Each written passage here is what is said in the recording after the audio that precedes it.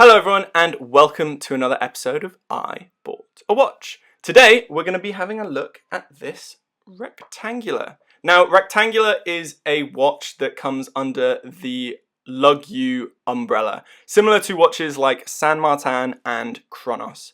Now if you've heard of those watches, or those watch brands rather, you'll know that this is kind of the higher end, so these do come in at a bit of a premium price. They're definitely over the £100 mark, which is a realm of watches on AliExpress that I know is fairly divisive. So personally, me, at the beginning of my watch journey, I was not prepared to spend over £100 on a AliExpress watch, but you know, eventually after doing this for quite a while now, I decided to bite the bullet and see what this kind of brand had to offer. So I went and picked up this watch. And I must say, I don't think it's spoilers, but I was incredibly impressed with the fit and finish and execution actually of this brand. I gotta say, that extra money, I can see where it went.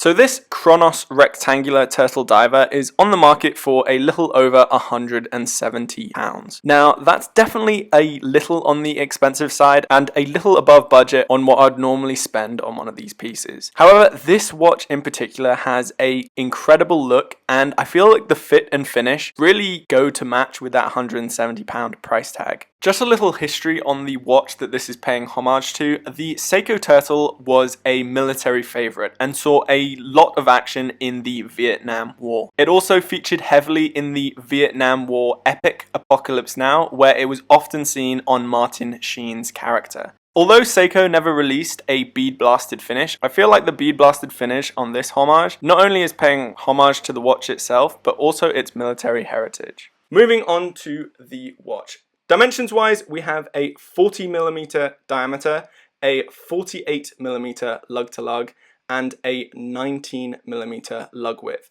Although here they have squeezed a 20mm strap in. So although it's not perfect, you can get away with getting a tightly fitted 20 in there. You know, just something to bear in mind. The thickness here is 12mm. So that makes this watch incredibly versatile. It can fit small wrists, large wrists, but it's a good thing to bear in mind that the kind of turtle homaged case shape, because that diameter, although it's 40mm here, this diameter is a lot larger.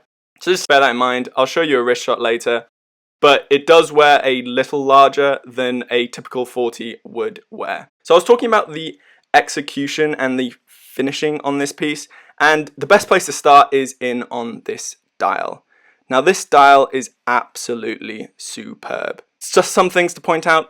The nice subtle gradient of light grey at the pinion to dark grey around that beautifully printed chapter ring. We have beautiful printing of the water 150 meter proof above the 6 with that red 150 meter text, which complements nicely with the little red dot on that second hand. Below the 12, we have the Retangula automatic. And I've got to say, one of the things that really drew me to this watch is that Retangula logo. A nice little thing, it does remind me of the play button of the YouTube logo. So this is actually, in a weird way, my YouTube watch. A watch I definitely wouldn't have purchased without a YouTube channel, but I gotta say, I'm very glad I did. One of the little touches that I've really enjoyed on this watch is the finishing on that handset. The hour and minute hand here have two contrasting finishes which make it pop beautifully against that grey dial. If I hold it at this angle, you can see that the top of the hour hand now is highlighted with a fairly coarse brushing along the length of the hour hand, but the edge of that hour hand features a high polished beveled edge. This is same on the minute hand. And this finish is actually reversed around the framed date wheel at the, framed date window at the 3 o'clock position. We have a high polished top with a coarse brushed beveled edge into that date window. I gotta say, that is also incredibly well framed. The indices are all applied and are pumped full of C3 lume. Now, I have, there was a bit of controversy on that. On the AliExpress website, I don't think it specifies that it's C3. I did reach out to Lug just to double check. They confirmed that it was C3.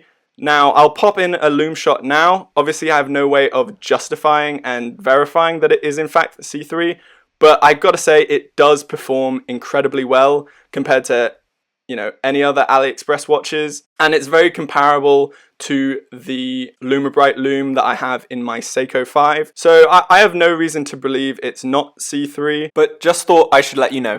Another nice feature is if you look in at the retort here, or I guess you could call it a chapter ring, although it's not marked at all. It slopes nicely down into that dial, and it's finished in the same kind of bead blasting as the rest of the case. I think it just gives a nice kind of transition from the dial up that slope retort, which kind of meet perfectly with the beveled edge of this sapphire crystal, which somehow is reflecting the minute track again. I don't know, it just gives it a beautiful layered look. If you look here at the 5 o'clock, you can see the minute track hitting the sloped retort that goes up and then perfectly meets the point where that sapphire crystal's beveled, and you can see the reflected minute track in that beveled edge. If you give it a low angle, you can also see the markers.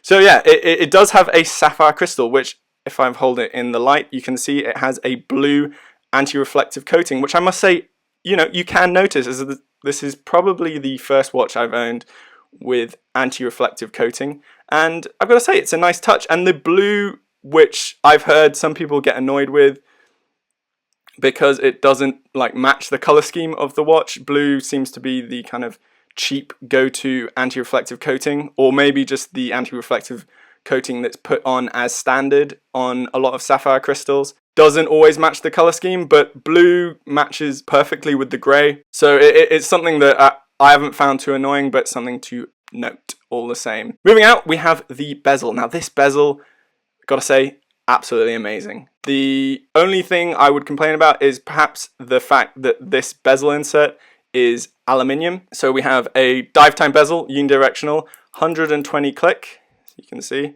Gotta say, it's perfect level of resistance.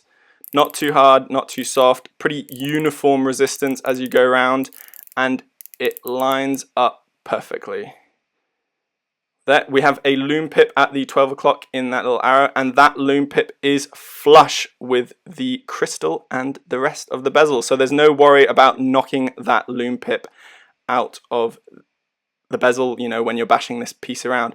The finishing is a lovely coin-edged finish. The only criticism I'd have is there is a little bit of bounce in that bezel, as you can see there.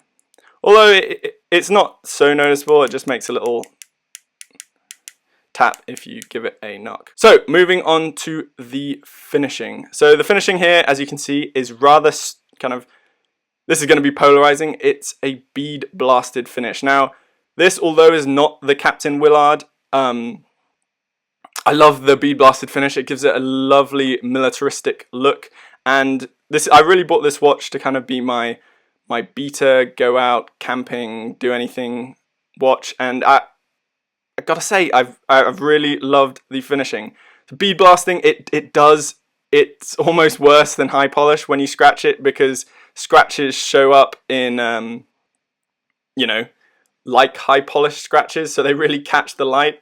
But if you're not worried about that thing, I can't wait to scuff this up. Actually, the aluminium bezel, hopefully I get a few scratches in it, as I wear it, and it'll tell a story.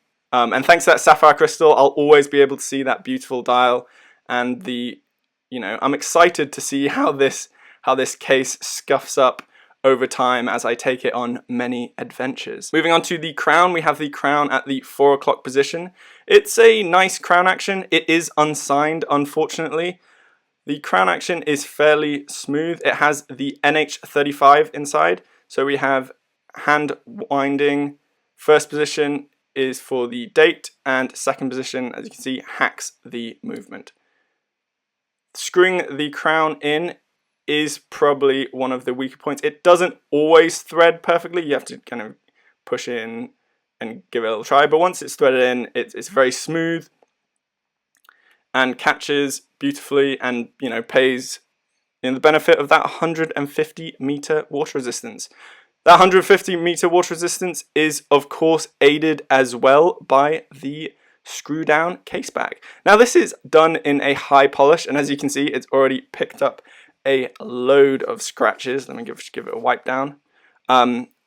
Yeah, as you can see, it's picked up a load of scratches and features some of the specs of this piece. So as you can see, they've kind of rather on the nose named this the Turtle with that embossed turtle logo. Obviously, there's not really any trademark on calling your watch a turtle. The watch is made of stainless steel, has the sapphire crystal, and is just waterproof. I don't know why they haven't put the 150 meters there. I can confirm this is waterproof to to some extent. I have gone swimming with it, but whether it's down to that full 150 meters, I'll leave that at your own discretion on whether you want to actually test this out. But I have no reason to believe that it wouldn't be waterproof to a fairly high standard. But yeah, moving on to the strap, we have this beautiful, supple tropic strap. If you've seen this kind of strap before, this is the exact kind of same styled strap as on the Oris 65 diver that I saw as one of my first videos. Go check that video out. But yeah, I've got to say, this is incredibly supple and incredibly wearable. When you are swimming with it, water drains off it. You're not getting water stuck to it because of the textured top. It's kind of carbon fiber texture with a lovely kind of scaled edge. Lint doesn't stick to it. Water drains off it easily. It's a lovely strap with this lovely large keeper. Although I think I still would have preferred if they had two keepers rather than the single keeper. It does mean that this kind of, when I'm wearing it, I'll show you in a bit, this lip does kind of stick out a little bit, which can annoy you. The buckle, unlike the crown, is signed. However, it's signed with the Retangula logo. So Retangula, I think, makes the strap. It's my understanding. That's just speculation. And as you can see, it says 20, referring to the 20mm strap width at the end. Obviously, it's been squeezed into this 19mm lug width, which I have no complaint. I do love this strap. I would recommend, if you did buy this watch, keeping it on this strap. You could potentially switch it out to a NATO. You're going to struggle finding a bracelet that has 19mm and also a bracelet that matches with this bead blasted case. If you're buying this watch, I would highly recommend just keeping it on the strap that it comes with. It's a wonderful strap. Okay, let's pop this on the wrist. And here it is. Just look at that. Perfect fit, perfect set of dimensions. But as you can see, as I said before, it is a 40mm diameter, but it does wear fairly large, and that's due to this kind of turtle shaped case. Now, this is certainly a tool watch, perhaps not do everything. You'd struggle to go to a formal occasion with this on your wrist, as it is quite a chunky watch, but it's incredibly legible. It's got, wonderful finishing. If it does scratch up, I believe it'll only make this watch look better. Not to mention, you don't have to constantly wipe off fingerprints. And yeah, I'm really impressed with this piece. This is, one of my favorite watches. I said it at the beginning, but just an amazingly reliable and well-built beta watch. Touching on reliability, I don't usually talk about the accuracy of these watches, just because AliExpress watches can be so hit and miss, and I don't want to give a wrong impression when you're buying one of these. But LugU and Retangula have put some effort in and do say that they regulate their watches to some degree, and I have to confirm this one here is running at plus 5 seconds a day, which is incredibly good going for a watch of this price, and something to bear in mind if you choose to buy one of these. Now onto the part of the episode where I talk about reasons not to buy this watch. But I've got to say, there aren't many reasons why I wouldn't buy this watch, because what I like is that although it is a homage and people do have problems with homages, this one, they've actually mixed it up. They've done something that Seiko themselves haven't done. So I feel like they've changed the design just enough they've given it a different color scheme that you would only normally be able to achieve with a Seiko Turtle if you did a mod. And not everyone is kind of confident enough to do a mod, so I think this is a great middle ground if you love the look of the Seiko Turtle and want something a bit different that Seiko doesn't offer themselves. Because I think this is a great color scheme and would be an amazing mod if you had pulled it off, but you know, Retangula means that you don't have to. You know, you can just go out and buy it. But yeah, that doesn't really mean that it has no downsides. One of the first downsides that immediately jumps out at me is the price. £170 is still quite a sizable amount of money to spend on a watch. And running the risk of an AliExpress watch, you know, that's quite a lot of money for some people. So some people might feel more confident spending that £170 on a more well-known brand, or even saving up that little bit extra to buy the real Seiko Turtle. But quality-wise, I feel like you're definitely getting £170 worth of watch here. The only quality control issue I can think of that would really deter someone from buying this piece is that little bit of bounce in the bezel. However, you get this issue with watches that cost far more than £170, so to eradicate that would be, you're looking at the £600 to £800 mark, and even then sometimes the bezel bounce is not completely gone.